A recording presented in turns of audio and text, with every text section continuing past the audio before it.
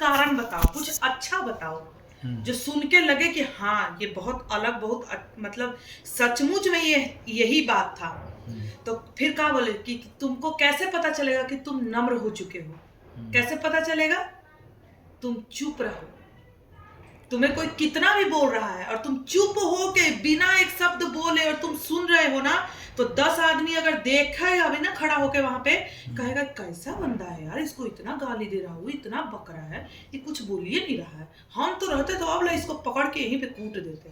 यही बोलेगा ना बंदा। खुश होएगा कि नहीं होएगा? कहेगा कि हाँ सचमुच में ही नम्र व्यक्ति। अब हम आपको बताते हैं, कभी अगर पूछा जाए, क्योंकि ये बहुत बड़ा सवाल है, बहुत लोगों से लोग पूछता है, कभी पास्टर जी भी अगर पूछे कि उनका आने का क्या मतलब ही था, तो बहुत दिन से चर्च जाए था, तो चला तोरा से अगर तोरा से नहीं अगर पूछे तो तू ये बता सकले है। सबसे पहली बात, मनुष्य जीवन में उनका आने का तात्पर्य ये था कि जब वो मनुष्य के जन्म मतलब मनुष्य जीवन में मनुष्य का रूप लेके जब धरती पर आए थे, तो वो परमेश्वर ही थे। क्योंकि जगत के जो लोग हैं, सृष्टि के जितने भी लोग हैं जो मनुष्य प्रभु ने बनाया, वो मनुष्य माँ के पेट से ही पापी है, क्योंकि वो व्यभिचार से जन्मा है, वो पापी है। और जहां पाप हो गया वहां परमेश्वर नहीं रह सकता, परमेश्वर की उपस्थिति नहीं आ सकती, क्योंकि परमेश्वर पवित्र है। परमेश्वर इतना पवित्र है, क्यों मूसा को वो बोले कि मैं अगर तुम मुझे देख लोगे तो तुम मर जाओगे, क्योंकि तुम अपवित्र हो। मूसा अपवित्र था। क्या मूसा पाप तो किया? पाप तो सब, प्रभु यीशु मसीह को छोड़ के सब पाप किया। एलिया, मूसा, अब्राहम सब पाप किए थे। कोई भी प्रभु यीशु मसीह जैसा नहीं बना। क्यों नहीं बना? क्योंकि वो मनुष्य से जन्मे थे सब, और प्रभु यीशु मसीह परमेश्वर का खून था उनमें, परमेश्वर के अनुग्रह से वो जन्मे थे। वो कोई ये नहीं है कि हस्बैंड वाइफ के मिलने से वो जन्म हुआ था उनका, तभी वो पवित्र थे। वो जन्म से ही पवित्र थे, क्योंकि वो व्यभिचार से नहीं जन्मे थे। सबसे बड़ी बात तो ये है पवित्रता ही में, ठीक है।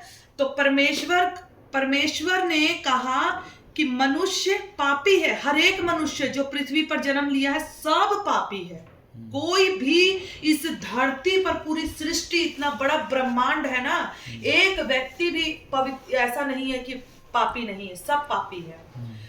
तो परमेश्वर, लेकिन पापी, अब कोई बहुत पाप किया है, अघोरी है एकदम, और कोई चलो कम पाप किया है, कोई अच्छा भी है। कुछ अच्छे लोगों की वजह से दुनिया चल रही है। जैसे परमेश्वर को लोग अभी हम लोग मान रहे हैं, तो कलीसिया की वजह से ये दुनिया बचा हुआ है परमेश्वर के क्रोध से, क्योंकि कलीसिया के अंदर पवित्र आत्मा है, और पवित्र आत्मा को प्रभु कभी ये नष्ट नहीं करेंगे। इसलिए जिस दिन कलीसिया उठा ली जाएगी उस दिन प्रभु का क्रोध भड़केगा पृथ्वी पर। इसलिए प्रभु का क्रोध शांत है। और एक वजह और है कि जो बीच में मध्य है प्रभु यीशु मसीह, वो प्रार्थना में बैठे हुए हैं, और जब वो पूरी सृष्टि को मौका दे रहे हैं, अभी अपने बच्चों को मौका दे रहे हैं कि मैं अपने लोगों को पुकार रहा हूं, उनको मन फिराने का अवसर दे रहा हूं।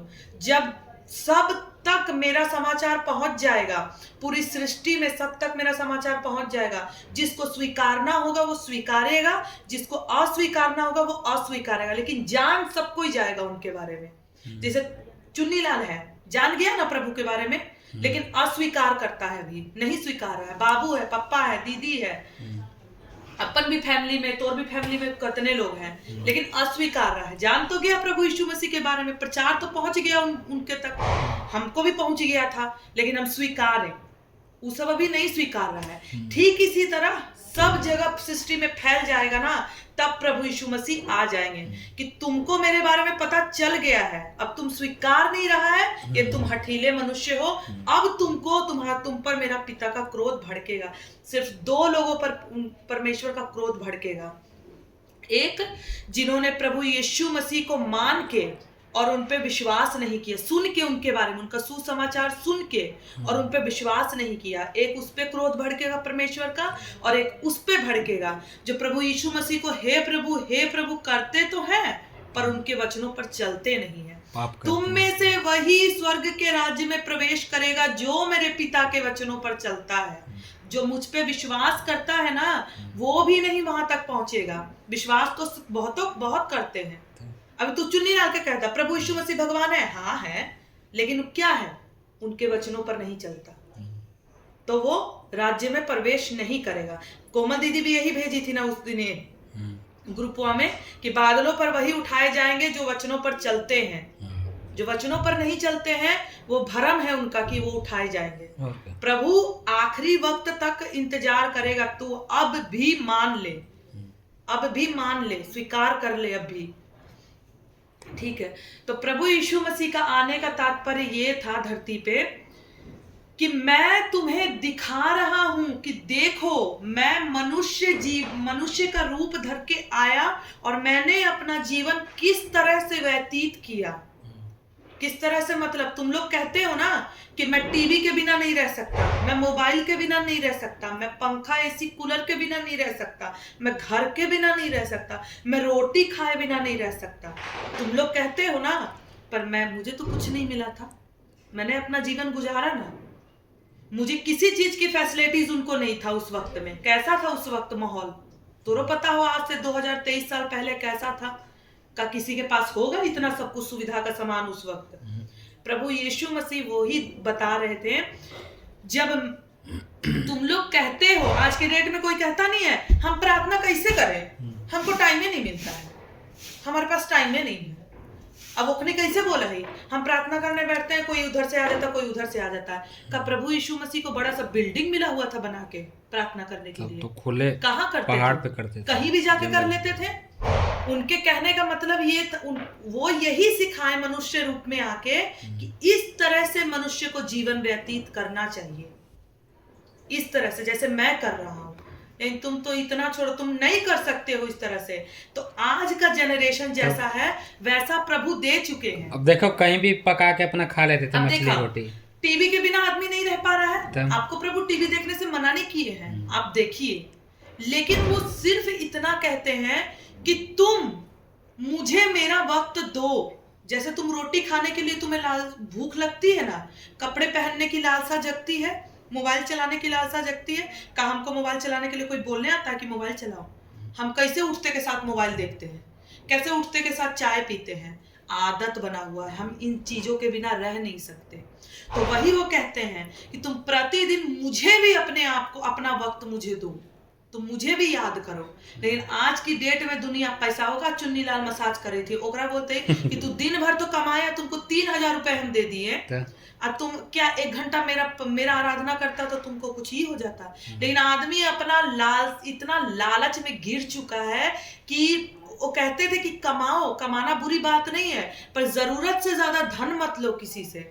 चुंगी लेने वाले को कहते थे तुम लो चुंगी, ठीक है, कोई भी नहीं है, लेकिन कोई किसी के पास अगर नहीं है तो तुम उससे जबरदस्ती मत छीनो। देखा, उसलिए प्रभु हम 4 बजे भोर में देंगे काम, तो वही बोल रहे हैं ना। तब उनका ये तात्पर्य था, वो मनुष्य रूप में आके लोगों को ये बताएं कि मैं मनुष्य रूप में कैसे जीवन बिताया। हमको प्रभु 4 बजे भोर में बोहनी कराया ना, मैं मनुष्य रूप में कैसे जीवन बिताया। मेरा प्रभु यीशु मसीह का जीवन तो सबको ही देखा कि कैसे वो बिताए, ठीक है। एक तात्पर्य उनका ये था कि वो सबको बताना चाह रहे थे कि पिता चाहता है कि हर मनुष्य जिसको पिता ने बनाया वो इस तरह से अपना जीवन गुजारे, लेकिन तुम लोग नहीं गुजारते।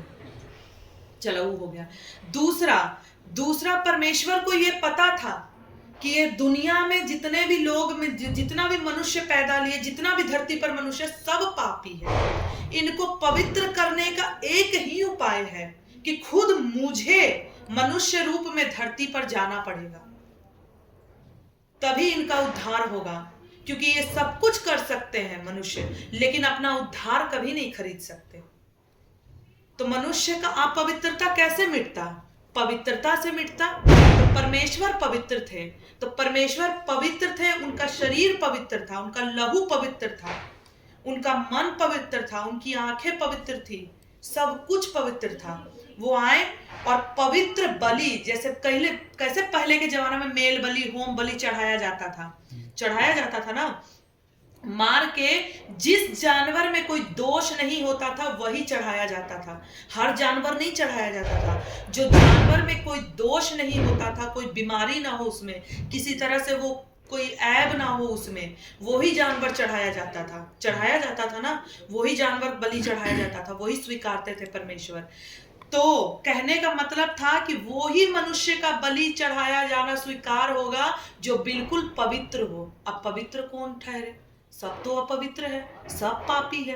अब परमेश्वर के सामने किसको बलि चढ़ाया जाए? कौन सा ऐसा बलि चढ़ाया जाए जिससे हमारा पाप उद्धार, मतलब हमारा पाप सब खत्म हो जाए? तब वो अपना पुत्र भेजे, और वो पुत्र भेजे जो वह विचार से नहीं जन्मा, जो परमेश्वर के अनुग्रह से जन्मा। तो वो पवित्र थे, प्रभु यीशु मसीह पवित्र थे। उनका जन्म मृत्यु के लिए ही हुआ। कोई कहे कि प्रभु यीशु मसीह का जन्म मृत्यु के लिए, उनको शुरू में जब पैदा लिए थे बैतलहम में, तो जो स्वर्गदूत दो आए थे पैदा लेने से पहले, जो मरियम के पास जो आए थे, क्या बोले थे स्वर्गदूत? क्या बोले थे जब मरियम के पास आए थे?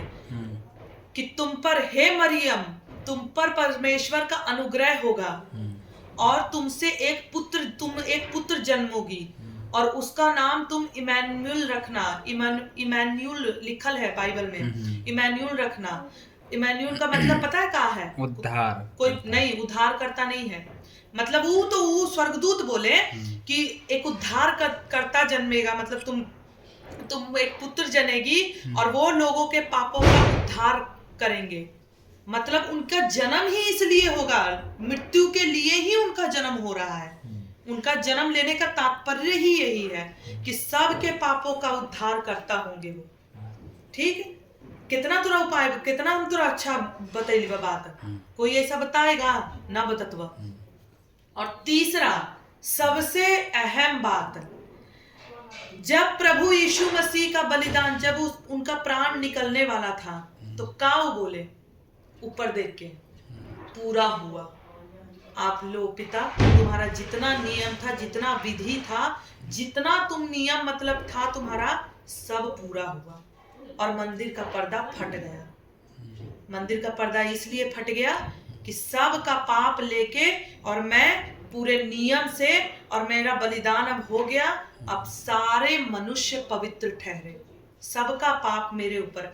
एक बात और बता रहे हैं, वो क्यों परमेश्वर, प्रभु यीशु मसीह जब रात को पकड़ने के लिए वो आने वाला था, कोची ना मली होकर यहूदा रात को जब पकड़ के आने वाला था, और उससे पहले जब 3 बार प्रार्थना करने गसमनी में गए थे वो प्रभु यीशु मसीह, तो क्यों रो रहे थे वो?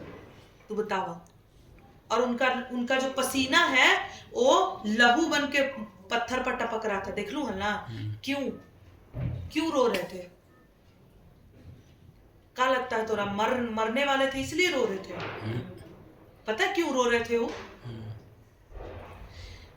क्योंकि वो बोल रहे थे प्रार्थना में कि हे पिता, जब से मैं पैदा लिया, मैंने तब से मैं कोई पाप नहीं किया। मैं पवित्र था, और पवित्र थे तब परमेश्वर को, पिता को अपने जब भी पुकारते थे वो, जब भी रोटी के लिए, चाहे मुर्दे को जिलाने के लिए, चाहे लंगड़ों को, चाहे चंगा करने के लिए, जितने भी चीजों के लिए पिता को पुकारते थे, तो पिता सुनते थे ना उनका। एक जैसे बोलते थे तो कैसे रोटी भर गया, मछली भर गया, इधर किसी को चंगा होने के लिए तो चंगा हो गया।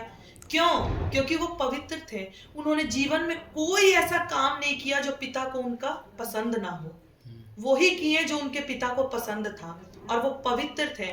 तो उनको ये पता था कि जैसे ही ये प्याला मैं पापों वाला पीऊंगा, पिता मुझसे मुंह फेर लेगा, क्योंकि फिर मैं अपवित्र हो जाऊंगा। जब वो पापों का प्याला, सबका पाप का प्याला पी रहे हैं, तो अपवित्र हो गए, और जब अपवित्र हो गए तो पिता का उपस्थिति खत्म हो गया। फिर पिता पीठ फेर लिए। मुंह पहले तो खुश होके कैसे बोलते थे कि हाँ, ये मेरा पुत्र है जिससे मैं अति प्रसन्न हूँ, बोलते थे ना। लेकिन जब वो प्याला पीने के बाद उनको ये था कि पिता मुझसे मुंह फेर लेंगे, तो क्या बोले थे? जब बलिदान उनका चढ़ा क्रूस पे जब थे, तो कैसे रो के बोले थे कि हे पिता, तूने मुझे क्यों छोड़ दिया? छोड़ दिए ना।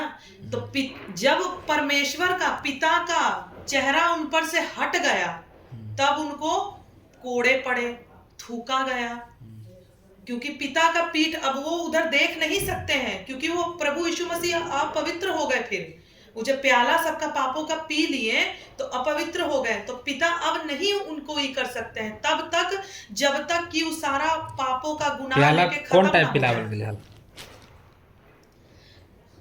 जैसे हम लोग का जितना पापों का ई था ना, जितना हम मनुष्य लोग सब लोग पाप किए हैं, पूरी सृष्टि का पाप, सब मनुष्य का उद्धार हुआ ना, किसी एक का तो नहीं हुआ, ये नहीं किसी एक जाति का हुआ, सारे सृष्टि का उद्धार कैसे हुआ? हमारे सारे गुनाहों को वो अपने ऊपर लेके चढ़ गए और उनका बलिदान चढ़ाया गया परमेश्वर के पास। क्या बोला गया है कि मैंने अपना इकलौता पुत्र बलिदान दे दिया, मनुष्य से मैंने इतना प्रेम किया कि मैंने अपना इकलौता पुत्र बलिदान दे दिया। तो बलिदान चढ़ाया गया है परमेश्वर यहोवा पिता के पास, यहोवा परमेश्वर के पास। जैसे पिछले जमाने में बलिदान नहीं चढ़ाया जाता था, पाप होता था तो ये बलिदान एक तौर पे चढ़ाया गया। प्रभु यीशु मसीह का बलिदान ही तो हुआ है, वो पवित्र लहू, पवित्र शरीर, कभी कोई पाप नहीं, वो पवित्र बलिदान चढ़ाया गया, जीता बलिदान चढ़ाया गया, जिंदा लहू चढ़ाया गया। पिछले जमाने में तो लोग बलि मार के और तब लहू चढ़ाते थे, मार के जानवर को लहू चढ़ाते थे ना। और ये जिंदा लहू क्यों बोला जाता है कि जिंदा लहू बोला जाता है ना, इसीलिए बोला जाता है कि जिंदा लहू पिता के पास बलिदान चढ़ाया गया, तब उस बलिदान से परमेश्वर पिता बोले कि जाओ अब मैं सबका गुनाह माफ कर दिया। क्योंकि एक यही रास्ता था, नहीं तो एक भी मनुष्य स्वर्ग नहीं जाता, एक भी मनुष्य स्वर्ग नहीं जाता, एक भी नहीं। अगर प्रभु यीशु मसीह का बलिदान नहीं होता तो हम में से एक भी इंसान स्वर्ग नहीं जाता। तो अब हम लोग कैसे, अब हम लोग बात करते हैं, पिता से बात करते हैं ना, परमेश्वर देने वाले तो वो ही है, हम प्रभु यीशु मसीह के नाम से उनसे मांगते हैं। भय तो उन्हीं का है। प्रभु यीशु मसीह थोड़ी बोले हैं कि मेरा भय मानो, बोलते हैं पिता का भय मानो। क्या बोलते हैं? हर जगह पिता का ही नाम लिए हैं, अपना नाम कहीं नहीं लिए हैं। वो मैं जो मेरे पिता के वचनों पर चलेगा वही स्वर्ग के राज्य का अधिकारी होगा। हर जगह वो पिता का ही बोले हैं। हाँ, लेकिन पिता तक पहुंचने का जो जरिया है, जो रास्ता है, वो मैं हूं। मुझसे होकर ही पिता तक तुम पहुंचोगे। तब अब जब उनका बलिदान का यही कारण था कि वो अपना बलिदान दिए और मंदिर का पर्दा फट गया। लोग तो कहता है ना कि हमारा उद्धार कर दिए वो, फिर मंदिर का पर्दा फटने का क्या कारण था? हम तो पूछ सकते हैं, बाइबल में लिखा हुआ है कि जैसे ही प्रभु यीशु मसीह का बलिदान हुआ, आत्मा निकला उनमें से, सबसे पहले क्या का हुआ? सबसे पहले मंदिर का पर्दा ऊपर से लेके नीचे तक फट गया। परमेश्वर ऊपर से लेके नीचे तक मंदिर का पर्दा फट गया कि अब तुम मेरे सामने आ सकते हो, अब मेरे पुत्र की वजह से तुम पवित्र हो गए, क्योंकि मेरा पुत्र तुम लोगों के सारा पाप लेके और अपना बलिदान मेरे आगे कर दिया। तो जब बलिदान चढ़ गया तो अब पिता तो माफ करेंगे ही, क्योंकि उन बलिदान से ही तो ये होता था पहले उनको। तो बलिदान चढ़ गया तो पिता सबका गुनाह माफ कर दिए। अब हम पवित्र हो गए। जब वही बपतिस्मा लेते हैं ना, तो बपतिस्मा जब हम लेते हैं तो वो जो पानी है ना, वो एक तरह से प्रभु यीशु मसीह का पवित्र पानी है, पवित्र जल है। क्या बोले थे सामरी स्त्री को कि मैं तुम्हें वो जल दूंगा जिसको पी के तुम अनंत काल तक तृप्त हो जाओगी, तुम्हें फिर प्यास ना लगेगी। तो वो कुछ और समझे चले, वो कहते कि प्रभु फिर मुझे पानी दे दीजिए ना, तो मैं कुएं पे भरने ना आऊं। वो कुछ और समझ रही थी, वो तो आत्मा का बात कर रहे थे, उस शरीर का प्यास का थोड़ी बात कर रहे थे। जब बात करते थे तो बहुत लोग नहीं समझ पाता था। तो वही मतलब जब हम लोग बपतिस्मा लेते हैं, बपतिस्मा लेने का यही होता है कि जब हम बपतिस्मा लेते हैं ना, तो उनका पवित्र जल हमको मिलता है। वो पवित्र जल से हम तृप्त हो जाते हैं, फिर हमारा नया जन्म होता है, फिर हम अपना नए सिरे से हमारा जीवन फिर चलता है, पीछे का सब कुछ वहीं पर खत्म हो जाता है। और पवित्र, फिर जब पवित्र जल से हमको उनका बपतिस्मा मिल जाता है, उसके बाद पवित्र आत्मा और कुछ से पवित्र आत्मा से और आग का बपतिस्मा, जो यूहन्ना बोला था कि मैं तो तुम्हें पानी का बपतिस्मा देता हूं, परंतु एक है जो मुझसे भी ऊपर है, वो तुम्हें पवित्र आत्मा और आग का बपतिस्मा देगा। वो प्रभु यीशु मसीह फिर बाद में देते हैं। वही जब हम बपतिस्मा लेने के बाद प्रार्थना करते हैं तो फिर हमको पवित्र आत्मा मिलता है, आग का बपतिस्मा मिलता है। और वही जब आग का बपतिस्मा मिलता है तो कहते हैं कि सूरज पर वाले नहीं बोले हैं कि सांप पानी में चल सकता है, पानी में चल सकता है। देख लो ना सपवा कैसे चले पनिया में, पानी में जिंदा रह लेता है। जब बपतिस्मा पानी का मिलता है ना, तब भी आत्मा छुप के अंदर बैठी रहती है, पता नहीं लगता है। पर जब प्रभु यीशु मसीह हमें आग का बपतिस्मा देते हैं, आत्मा में आग का बपतिस्मा देते हैं, तो सांप पानी से तो बच सकता है, पानी में तो चल सकता है, पर आग में सांप नहीं बच सकता। आग में फिर जब आग का बपतिस्मा प्रभु यीशु मसीह हमें देते हैं तो जितने अंदर छुपे हुए सांप हैं सबको बाहर आना पड़ता है। समझ ला? तो प्रभु यीशु मसीह का इसीलिए बलिदान दिए कि हम पवित्र हो जाएं और पिता से फिर हमारा उपस्थिति हो जाए, फिर हम पिता से बात कर सकते हैं। तभी तो बोले कि अब सब पूरा हुआ। लो, अपने पिता को बोले थे ऊपर देख के नहीं बोले कि पूरा हुआ, ऊपर सिर देख के बोल, मुंह करके बोले ना कि पूरा हुआ। मतलब सब विधि विधान जितना था सब पूरा हो गया। अब आओ और अब अपने पिता से अब बात करो, अब दुआ करो, अब तुम लोग सकते हो जो मांगना है, क्योंकि अब मेरे कारण तुम लोग पवित्र हो चुके हो। समझ ला? हम इतना सीख ली है। Hallelujah, hallelujah. आई सूट के लिए